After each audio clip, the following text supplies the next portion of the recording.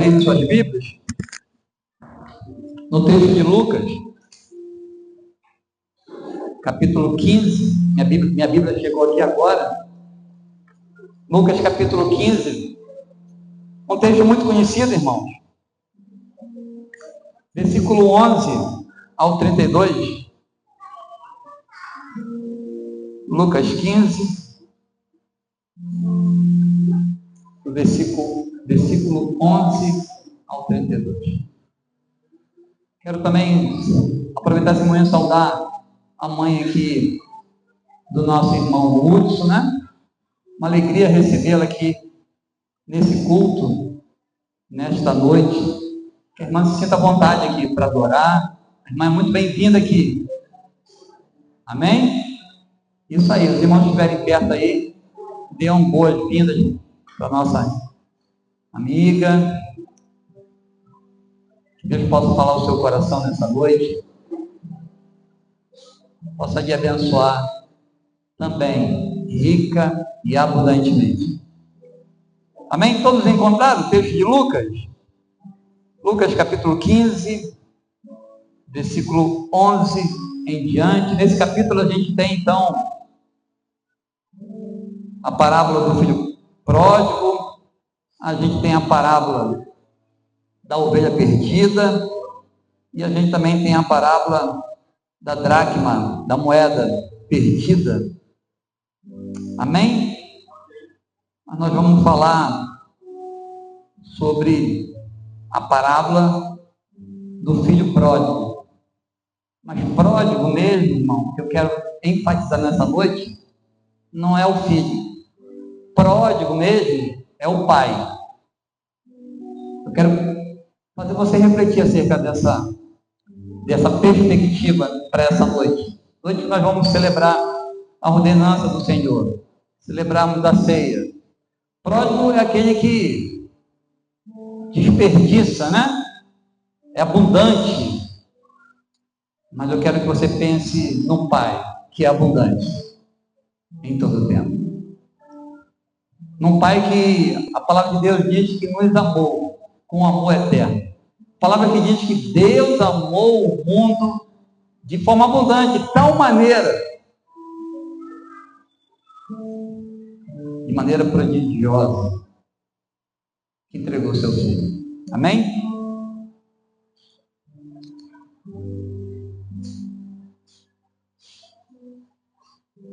A parábola do filho pródigo. A parábola do filho perdido. Diz assim então, irmãos, a partir do versículo 11, na versão que está em minhas mãos aqui, a NVI. Jesus continuou. Um homem tinha 2 filhos. O mais novo disse ao pai: Pai, quero a minha parte da herança. O mais novo. Assim, ele repartiu a sua propriedade entre eles. Uma observação aqui, irmão. O pai, o filho novo, pede a sua herança, a sua parte. E o pai reparte a sua herança com quem, irmãos? Com quem que o pai repartiu a parte dele? Com os dois? Com os 2 filhos. O pai deu tanto a parte do mais novo, quanto o pai também deu a parte do mais velho. Isso é interessante a gente perceber. Esse pai que é abundante, que é pródigo. E assim ele repartiu sua propriedade entre eles. No versículo 13, nos informa que não muito tempo depois, o filho mais novo reuniu tudo que tinha e foi para uma região distante e lá desperdiçou os seus bens, vivendo irresponsavelmente.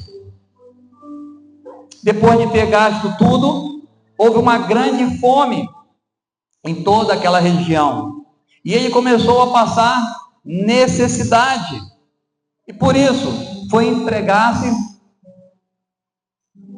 Por isso, foi empregar-se com um dos cidadãos daquela região, que o mandou para o seu campo, a fim de cuidar dos porcos. Vocês sabem que judeu não tem afinidade com porco, né, irmãos? Então, aquele menino foi fazer o trabalho que o seu povo detestava. Não era qualquer serviço. Pensa aí um serviço que você detesta fazer. É esse aí. É esse aí que você não ia por dinheiro nenhum do mundo. E agora o filho, depois de gastar tudo, o pai envia. O pai não. Por causa da necessidade dele, por causa da fome lá naquele lugar. E então ele não vê uma outra maneira de sobreviver. Depois de ter gastado tudo e passar necessidade. Por isso ele foi se empregar. Arrumar um emprego como um dos cidadãos daquela região, que o mandou então para o seu campo, a fim de cuidar dos porcos. Versículo 16. Ele desejava encher o estômago com as vagens de alfarrobeira que os porcos comiam, mas ninguém lhes dava nada, irmãos. Nem aquilo que o porco, que ele não queria trabalhar com. Ninguém gostaria de trabalhar com porco, né? Nem na nossa sociedade, eu acho que poucas pessoas gostam de trabalhar com porco. Não é verdade, irmão? Agora você imagine para um judeu. E aquilo que o porco comia, ele desejou comer. Mas mesmo desejando comer o que o porco comia, ninguém dava. Olha que diferença de um pai pródigo, né? Que pega a sua herança e divide, não só com o filho perdido, mas divide com os dois filhos, o mais velho e o mais novo. Olha que diferença, olha o que o texto quer nos comunicar com essa grande diferença do pai para a realidade do filho, que, em outras palavras, preferia ver o pai morto. Imagine você, pai, mãe, e seu filho chega para você e diz assim: pai, mãe, eu quero a minha parte na herança, e é hoje, não é amanhã, não é daqui a 5 anos, é hoje, eu quero a minha parte. A pergunta que não quer calar, meu irmão, minha irmã: como que você se sentiria? Já pensou? A Débora chega aí para os nossos irmãos, Fábio, Merielle, diz: pai, eu quero minha parte. Ainda bem que eu não tenho nem irmão para dividir. É tudo meu. Já pensou, irmão? Já o Joamir, não, tem mais gente para dividir. Não é verdade? Tem que trabalhar mais, Joamir. Olha que desafio, irmão. Mas que isso mostra um Deus que dividiu, que deu, que compartilhou da herança, não só com aquele rebelde. O primeiro rebelde, né? Porque todos os dois são rebeldes na história. Só que um sai e outro fica. Mas a rebeldia também continua, tanto num quanto o outro. E eles representam dois povos, cada filho desse pai. Representa o povo judeu, o filho mais velho, e representa cada um de nós, o filho mais novo. Voltando ao texto, já que ele desejava encher o estômago com as vagens que os povos comiam, mas ninguém lhe dava nada. O pai dividiu a herança dele, mas aquele povo lá, para quem trabalhava, não dava para ele nem a comida dos porcos. Versículo 17. Caindo em si, ele disse: quantos empregados de meu pai têm comida de sobra? Ele lembrou do pai. Meu pai é tão bondoso, meu pai é tão pródigo. Quantos dos empregados dele tem comida que sobra? E eu aqui, nessa situação terrível, morrendo de fome, eu me porei a caminho. Versículo 18. Eu vou voltar para casa do papai. E voltarei para a casa do meu pai. Do meu pai. E direi: Pai, pequei contra o céu e contra ti. Não sou mais digno de ser chamado teu filho. Trata-me, Senhor. Trata-me, Pai, como um dos teus empregados. Porque até os empregados, irmãos, tinham uma vida abençoada. Ele passando fome. E os empregados sobrando comida, irmãos. Olha que pai bondoso que esse jovem tinha. Que tremendo, irmãos. Versículo 19, ele vai dizer: olha, não sou mais digno de ser chamado teu filho. Trata-me como um dos teus empregados. Trata-me como um dos teus empregados. A seguir, levantou-se e se foi para o seu pai. Estando ainda longe, seu pai o viu e, cheio de compaixão, correu para o seu filho e o abraçou e o beijou. O filho lhe disse: Pai, pequei contra o céu e contra ti. Não sou mais digno de ser chamado teu filho. Mas o pai disse aos seus servos: depressa, tragam a melhor roupa, vistam nele, coloquem um anel em seu dedo e calçados em seus pés, tragam um novilho gordo e matem-no. Vamos fazer uma festa e alegrar-nos, pois este meu filho estava morto e voltou à vida. Estava perdido e foi achado. E começaram então a festejar o seu regresso. Enquanto isso, o filho mais velho estava no campo. Quando se aproximou da casa, ouviu a música, ouviu a dança. Então chamou um dos seus servos e perguntou-lhe o que estava acontecendo. O que está acontecendo aí? E este lhe respondeu: seu irmão voltou, e seu pai matou o novilho gordo, porque o recebeu de volta são e salvo. O filho mais velho então encheu-se de ira e não quis entrar. O filho mais velho ficou revoltado com a atitude desse pai pródigo, abundante. Então seu pai saiu. Olha esse amor desse pai, irmão. Um filho fazendo pirraça, o filho mais velho. Fala a verdade, se fosse seu filho, o que você faria, meu irmão, minha irmã? Né? A idade que fosse.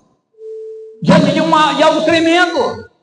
Diante de algo que estava perdido e foi encontrado. E o texto vai destacar: se fosse uma moeda, você se alegraria. Se fosse um animal, você se alegraria. Mas é teu irmão, meu irmão.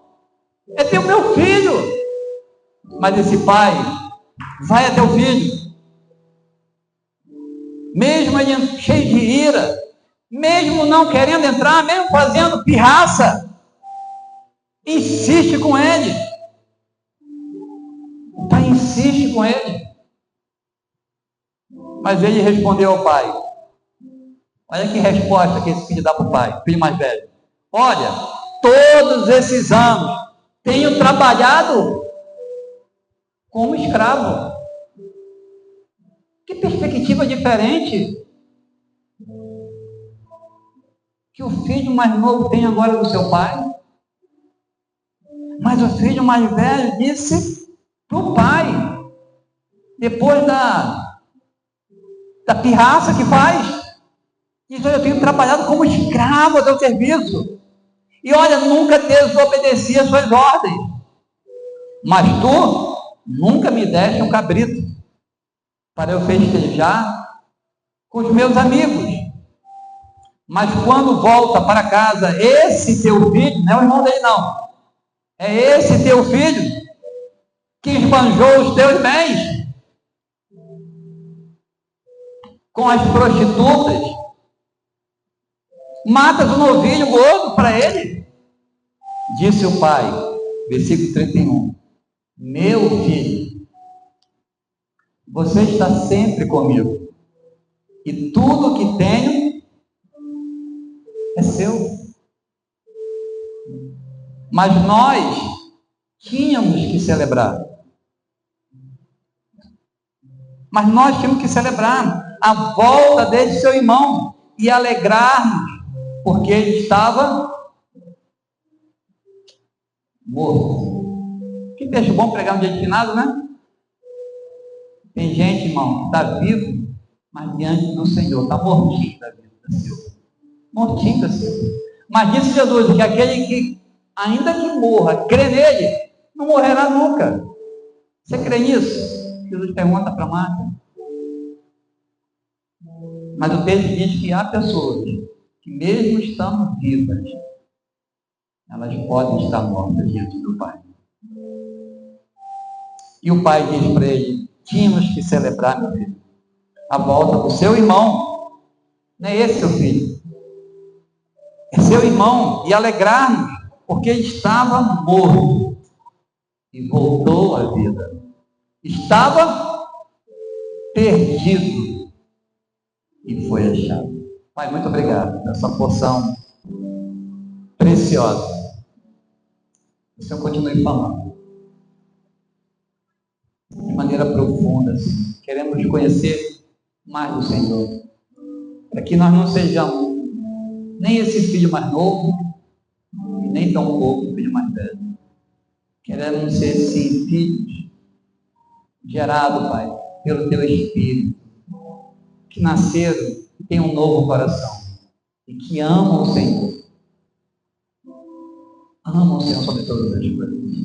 Que reconhece a Tua bondade, que reconhece o Seu perdão, que reconhece a Sua paciência, que reconhece que o Senhor tem cuidado de nós, que reconhece que o Senhor é pródigo, verdadeiramente. Então, a Ti, ó Deus, todo o nosso louvor nessa noite é o que nós oramos, no nome precioso de Jesus.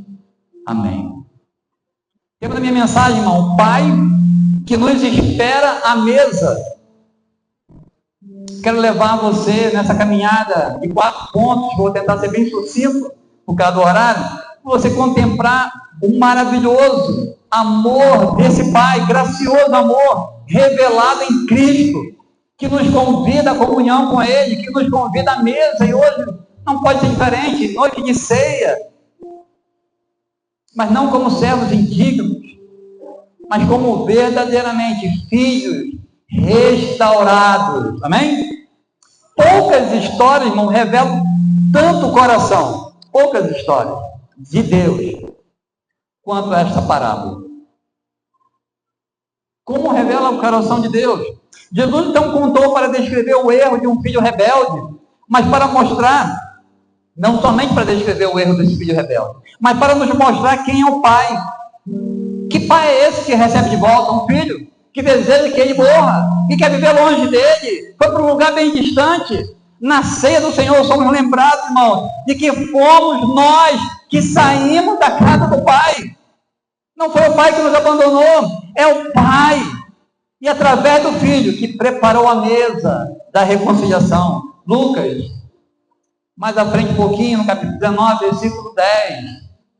Porque o Filho do Homem veio buscar e salvar o que se havia perdido. Meu primeiro ponto, então, eu quero dizer desse pai que deixa ir e que reparte os bens. Que pai é esse, irmão? Talvez se fosse eu, você ia trancar esse filho em casa, não vai sair por uma semana, vou tirar o celular e você vai ficar quietinho e pronto, acabou. Você faria isso também? Para com essa ideia. Quem está botando isso na sua cabeça, meu filho? Você está andando com quem? É ou não é, Maria? Com certeza. Muito improvável você pegar a parte da sua herança e entregar para esse filho. Não é verdade? Mas Lucas vai dizer, capítulo 15, versículo 12, e o mais moço dele disse ao pai: dai-me a parte da fazenda que me pertence. E o pai repartiu, então, A fazenda com os 2 filhos. O amor do pai se manifesta também, irmãos, na liberdade. Na liberdade que concede. Ele não prende os filhos pela força, mas o ama com liberdade. Olha que pai é esse. Que pai maravilhoso, que pai amoroso, que nos ama com liberdade. Eu separei aqui alguns textos, separei muitos textos que falam desse amor que nos dá liberdade. Eu queria ler alguns textos só nessa noite, alguns, de tantos que eu separei, que fala desse Deus que nos dá liberdade. Ao longo da história bíblica, que não nos prende por força, que não prendeu o povo por força, mas que o ama com liberdade. O pai sabia que o filho mais novo estava fazendo uma escolha totalmente equivocada. O pai sabia que aquela decisão era insensata, que era tola, mas o deixou ir. Por que ele faz isso? Será que esse pai errou, irmão? Porque, na verdade, irmãos, o amor verdadeiro não é controlador, e sim paciente. Não é isso que a gente vê lá em 1 Coríntios 13? O amor é paciente.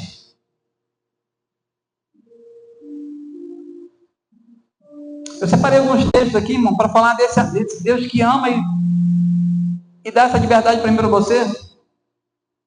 Deus sempre colocou diante da humanidade a escolha, a graça divina, mas a resposta é humana. O convite, a escolha não anula, irmão, a soberania de Deus. Não anula, mas a confirma com amor que respeita a liberdade. Olha que interessante. Quem gosta do livro de Josué vai dizer lá no final do livro, capítulo 24, versículo 15: porém, se vos parece mal, irmão, servir ao Senhor, disse Josué para o seu povo, depois de conquistar a terra, escolhei hoje a quem servais, se aos deuses a quem serviram os vossos pais, ou ao Senhor. Porém, Josué vai dizer: eu e a minha casa serviremos ao Senhor.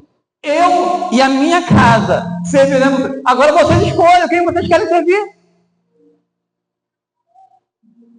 Olha que interessante. Palavra de Deus, irmãos. Livro de Josué. Josué não apela à correção. Não. Mas há uma decisão pessoal. A graça convida, mas o amor requer uma resposta livre. Em Gálatas, a gente vê Paulo falando: para a liberdade foi que Cristo nos libertou. Permanecei, pois, firme, e não vos submetais de novo a um jugo de escravidão de verdade. Olha que interessante. Paulo vai dizer em Gálatas 5:1: para a liberdade foi que Cristo nos libertou. Permanecei, pois, firmes, e não vos submetais de novo a um jugo de escravidão. Ele está dizendo: olha, não deu uma de filho pródigo, não. Não deu uma de filho rebelde, não. A redenção não apenas perdoa, mas restaura a liberdade. O crente é chamado a exercer a sua vontade redimida para escolher viver pelo Espírito, irmão. Pelo Espírito.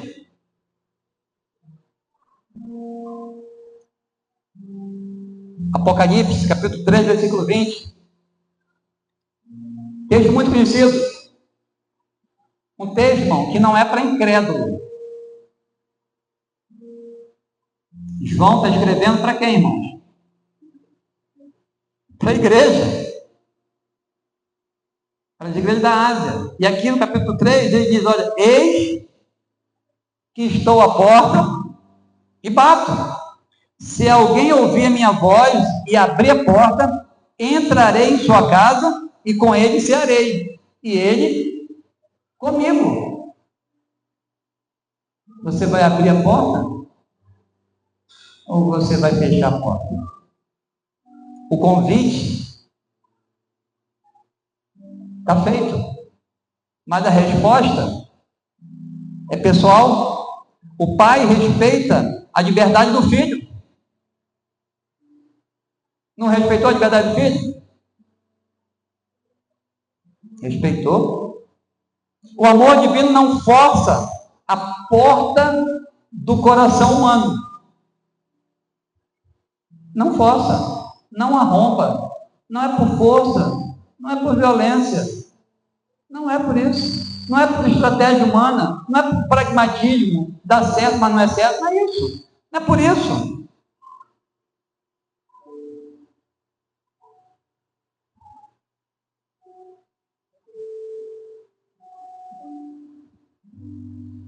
Isaías vai dizer, e eu vou parar com esse texto aqui, dentre tantos, Isaías capítulo 1, versículo 18, 20, Isaías vai dizer, 20, então, e argui-me, diz o Senhor, ainda que os vossos pecados sejam como escarlata, se tornarão brancos como a neve, se quiserdes e ouvirdes, comereis o bem desta terra, mas se recusardes e fordes rebeldes, sereis devorado à espada, porque a boca do Senhor o disse. Diz aí, irmão, falando para o seu povo. O convite de Deus envolve diálogo e vontade, se quiser. E ouvir. Mesmo sendo soberano, Deus se relaciona com pessoas capazes de responder. A história do filho pródigo não é diferente. Deus também nos concede liberdade. Em Cristo, Ele não nos força a amá-lo.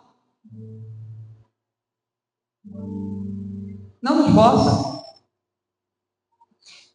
Mas se revela para que o escolhamos livremente.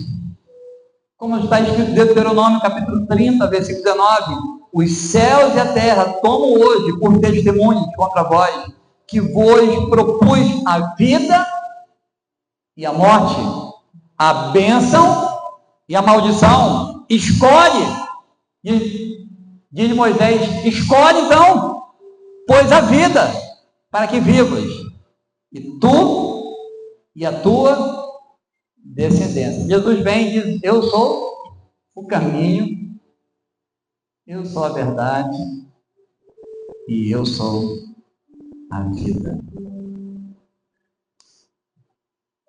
Um pai da igreja chamado Irineu disse certa vez, Deus criou o homem livre para que, escolhendo amá-lo, se tornasse semelhante a ele. Paulo vai dizer em Romanos 8, 29, depois de falar que todas as coisas cooperam para o bem daqueles que amam a Deus, que o propósito de Deus é usar todas as coisas para que eu e você sejamos mais parecidos com quem? Com o Senhor, e não com a gente. Na ceia, lembramos que o Pai não nos obriga a voltar, mas nos espera de braços abertos, quando decidimos retornar. É o amor que liberta, e não o medo que nos traz de volta à mesa. O filho lembrou de quê, irmão? O que o filho lembrou? Da surra? De ter ficado preso em casa? De o pai não ter dado a herança? Não. O filho lembrou de quê? Da bondade do pai. O quanto esse pai é bom. Paulo vai dizer a Tito, capítulo 3, que o poder de Deus se manifesta através da bondade de Deus. Da bondade de Deus. Jesus vai dizer que Deus amou o mundo. A bondade de Deus. Experimentar essa bondade de Deus, irmão. Reconhecer que Deus é bom. E olha que tem um filho lá mais velho que está reclamando. E disse que o pai trata como escravo, irmão. Infelizmente tem muita gente, irmão, às vezes no nosso meio cristão, que acha que é escravo. Que faz isso, faz aquilo, eu sou escravo, trabalho tanto no Senhor. Não é verdade, irmão? Mas que privilégio. Fazemos parte do exército dele. Que privilégio. Eu lembro do perfume que era derramado, Paulo vai dizer, né? Do bom perfume. Quando um exército era conquistado, quem desfilava era a turma derrotada. E no final do desfile, era derramado um perfume. Para uns, tinha cheiro de vida. Para outros, tinha cheiro, porque no final do desfile, eles iam ser massacrados, eles iam ser mortos. E o rei ficava lá em cima, ó, olhando o desfile, queria um pau passar. Aí o rei olhava assim e falou assim, ó, gostei daquele senhor ali, viu, ó. Vem para cá do meu lado aqui, o rei, vem para cá que você vai trabalhar agora comigo. Vem cá para cá. Você, vem cá, a gente vai trabalhar agora comigo, com o rei. Mas a decisão estava na mão de quem? De ir ou não? De quem tinha sido derrotado. Talvez alguém dissesse assim, não, eu prefiro a morte do que servir a você.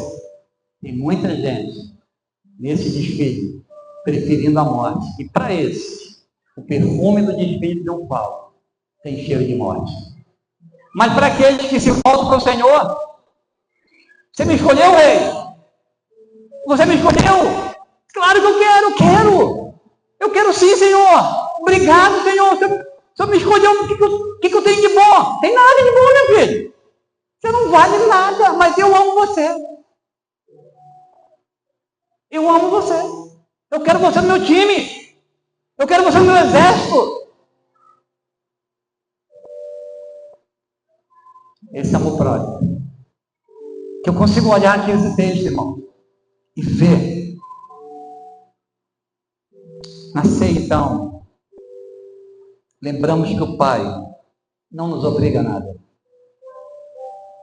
A liberdade Ele nos alcançou. E nos espera de braços abertos, irmãos, quando decidimos retornar. E para mostrar que Ele continua de braços abertos, irmão, nós temos a imagem da cruz, desse Deus que se fez carne por amor a nós. E morreu de braços abertos. E morreu dizendo, Pai, perdoa, Deus, porque eles não sabem o que fazem. Qual é a nossa atitude diante desse amor?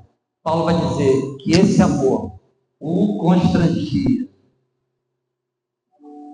Que amor grandioso.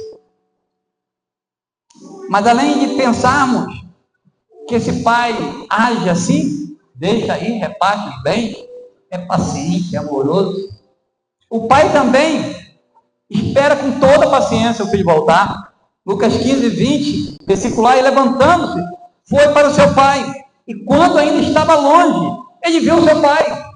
O pai estava lá aguardando o filho chegar, irmãos. O primeiro destaque dessa parábola é o olhar do pai. Ele não se move apenas quando o filho chega, mas já o esperava de longe. A palavra indica observação contínua. O pai estava sempre vigiando no horizonte. Eu não sei se você já teve um filho rebelde, que vive longe do Senhor, que rejeita o Senhor, ou que se afastou do Senhor. Mas como também nós não ficamos assim esperando, né? E qualquer coisa, qualquer sombrinha, a gente já acha que é o filho que está voltando. Esse pai estava lá, aguardando, pacientemente. Na ceia, lembramos de um Deus que não apenas esperou, mas veio até nós. Veio até nós. Não uma religião que o homem tem que fazer seus esforços para chegar até Deus, para ver se Deus vai dar alguma chance. Não, esse Deus, sabendo da total incapacidade e impossibilidade de chegarmos até Ele veio até nós. A paciência do Pai se tornou carne. Jesus, então, enviado pelo Pai, vem nos socorrer. Vem até nós. Veio para os seus, mas os seus não receberam. O rejeitaram. O apóstolo João vai dizer na sua primeira carta, no Evangelho, e o Verbo se fez carne e habitou entre nós, e vimos a sua glória, como a glória do unigênito do Pai, cheio de graça e de verdade. Agostinho dizia: Deus tem sede de que o homem tenha sede dele. A paciência do Pai é a prova de seu amor redentor. Pedro vai dizer que o Senhor ainda não voltou, o Senhor não retarda a sua promessa, ainda que alguns a tenham por tardia, mas é longânimo para convosco. Deus é paciente, irmão, com aqueles que ainda não se renderam a esse amor, não querendo que alguns se percam, senão que todos venham se arrepender. E que noite boa para se arrepender, né? Que é a noite de ceia, né? Fazer a sua autoanálise, reconhecer onde está errado e mudar, irmão. Tomar uma decisão nessa noite: não quero mais ser desse jeito, não quero ser mais um filho pródigo, eu quero ser alguém segundo o coração de Deus. Venha, arrependa-se e participe da ceia. Acerte sua vida, corrija o que precisa corrigir, aquilo que Deus já falou no seu coração, irmão. Às vezes a gente fica aguardando: não, um tempo mais na frente eu vou acertar isso. Não, acerte hoje e participe da ceia. A mesa do Senhor é o lugar onde vemos o olhar do Pai, que nunca desiste de nós. Ele veio buscar e salvar o que se havia perdido. Mas o Pai também, além de esperar com paciência, ele corre até o fim, irmão. Ele não somente espera com paciência, mas ele corre com toda a compaixão. Lucas 15, versículo 20, a parte B, e movido de íntima compaixão, correu, lançou-se ao pescoço e o beijou. A imagem é chocante. Um patriarca correndo, algo vergonhoso diante de um contexto judaico. Mas o amor faz a gente correr, irmãos. O amor faz coisas tremendas. A expressão movido de íntima compaixão descreve um amor que parte das entranhas. O mesmo verbo usado para Jesus diante de uma multidão. Mateus 9,16. E vendo as multidões, teve grande compaixão delas, porque andavam cansadas e desgarradas, como ovelhas que não têm pastor. Cristo veio até nós, irmãos, para nos alcançar. Ele mesmo tomou a iniciativa da reconciliação. Romanos 5, versículo 8 diz: mas Deus prova o seu amor para conosco em Cristo, em que Cristo morreu por nós, sendo nós ainda pecadores. Deus se fez homem, irmãos, para que o homem não precise mais correr dele, mas para ele. A corrida do Pai é o movimento da graça, que substitui a vergonha, agora, por uma comunhão restaurada. Portanto, irmão, a ceia é um memorial. É um memorial de Deus, que correu para nos abraçar com seus braços abertos, estendidos naquela cruz. Por último, esse Pai restaura a mesa. Lucas 15, 22, 24, diz assim: mas o Pai disse a seus servos: trazei depressa a melhor roupa, vestilha e ponde-lhe um anel na mão e sandália nos pés, e trazei o bezerro cevado e o matai, comamos e alegramos-nos, porque este meu filho estava morto e reviveu, tinha se perdido e foi achado. E começaram então a alegrar-se. O clímax da parábola é a mesa da celebração. A casa do Pai se torna um banquete de reconciliação, uma figura direta da ceia do Senhor. Nascer, irmão, meu Pai nos reveste da justiça que só temos em Cristo. Isaías 61, 10 vai dizer: regozijar-me-ei muito no Senhor, a minha alma se alegrará no meu Deus, porque me vestiu de roupas de salvação e me cobriu com um manto de justiça. Efésios, Paulo vai dizer, capítulo 1, versículo 13, em quem também vós estáis, depois que ouviste a palavra da verdade, o evangelho da vossa salvação. E tendo nele também crido, foste selado com o Espírito Santo da promessa. O pai matou um bezerro cevado, não foi isso? O pai mata um bezerro cevado, irmãos. E Jesus é o Cordeiro de Deus que tira o pecado do mundo. John Stott disse, olha que interessante, antes que o filho rebelde voltasse, o pai já havia preparado o cordeiro. Assim também, antes da fundação do mundo, como diz Apocalipse 13, 8, o cordeiro já havia sido morto. Olha que interessante. O cordeiro, diz João, em Apocalipse 13, 8, que foi morto desde a fundação do mundo. Hoje participamos, não de uma mesa de servos, mas de filhos reconciliados. Eu queria convidar você a vir aqui à frente, pegar seus elementos. Amém? Você que se reconciliou agora, você que fez sua autoanálise enquanto eu estava pregando, você que é batizado depois de adulto, que você tomou a sua decisão livre, espontânea, vontade, não foi a vontade do pai, da mãe, que você se batizado, foi a sua vontade, declarando, fazendo sua profissão de fé, diante da igreja, diante dos irmãos, e sobretudo diante de Deus.